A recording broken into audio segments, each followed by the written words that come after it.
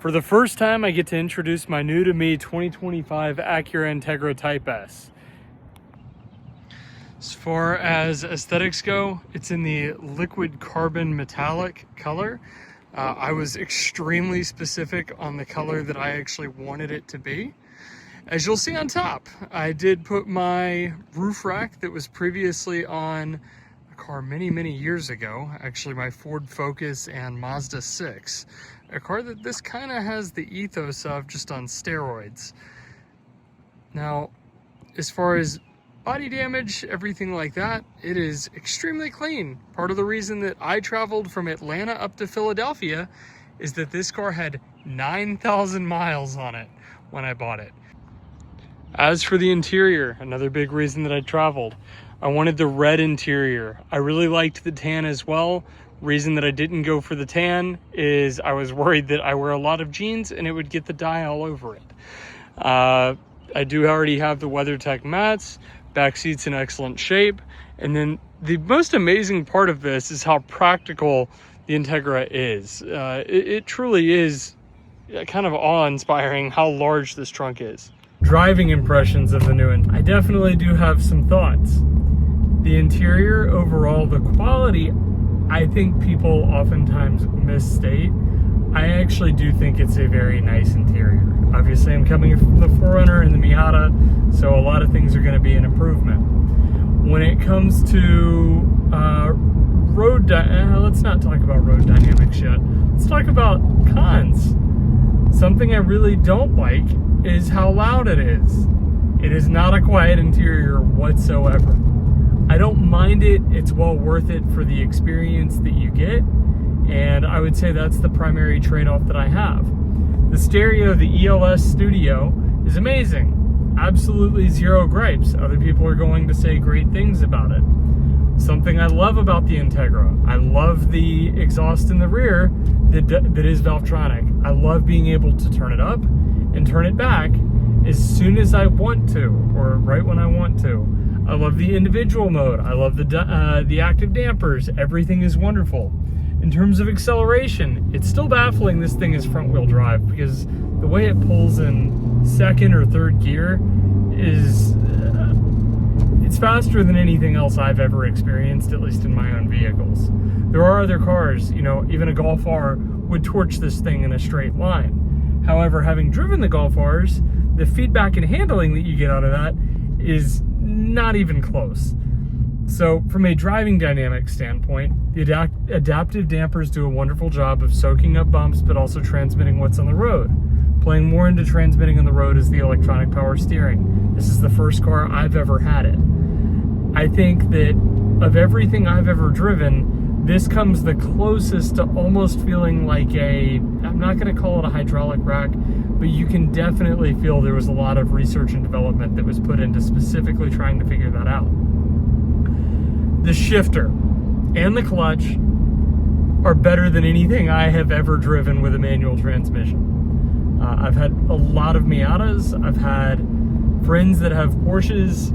I have not driven any of like the 991 or 992s, so I cannot speak to those, at least with a manual trans. But what I can say is for anything under $70,000, because I can speak to that, there is not a better manual transmission available.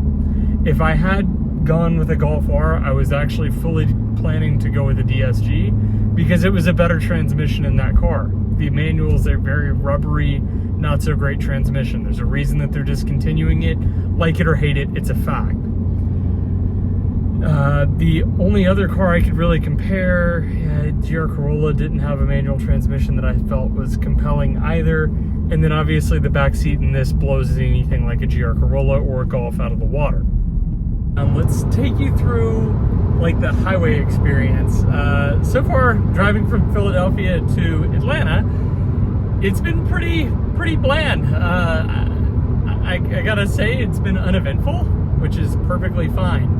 As far as cruising and the different systems that the car has, it's genuinely amazing. The lane keep assist, I can keep 2 fingers on the steering wheel and it does its thing. It's been phenomenal even through the pouring rain. The Adaptive cruise does a great job. It's consistent. I also love that I can turn both the steering assist off easily and the adaptive cruise off with like a button without going through screen settings. I think that's been a huge reason that I really enjoy this car. None of the settings that I want to play with, they're all physical buttons. I can just do it. The brake hold, the dynamic modes, once I have that all set, especially with individual, with rev match and everything, there's really not much that I have to ever play with screens in order to do. It's one of the best driving centric cars that I've had the opportunity to drive. But yeah, am I happy with my purchase? I think so. The last thing that I want to talk about is where this car actually falls in the used market. Most people gripe about the fact that it is a $55,000 new vehicle. I agree. I think that's too expensive. However, now that these are 2 or 3 years old, we are starting to see used ones on the market, and unlike the Civic Type R, these do not have a floor. Same engine, same drivetrain, in fact, more readily available mid-range torque, and yet we look at it as being not a Civic Type R, even though it's a far more pleasant place to spend time on a day-to-day basis. Sorry for the 7 people out there that are going to say, oh, you feel the 29 pounds. You don't. It is a more pleasant experience on a day-to-day basis in the Integra. I tried. That said, for the money, these can be had now between 40 and 50, really like 40 and $46,000. This one with 9,800 miles was 45 grand. No accidents, 1 owner, super clean. That wasn't even unheard of. There were multiple in the country that were in the exact same boat. For $45,000, that puts you in new GR Corolla territory. That is actually less expensive than most used FL5 Civic Type Rs. I want you to go out and find a vehicle for $45,000 or less that is able to do what this can do with a warranty as comfortably and reliably as this can.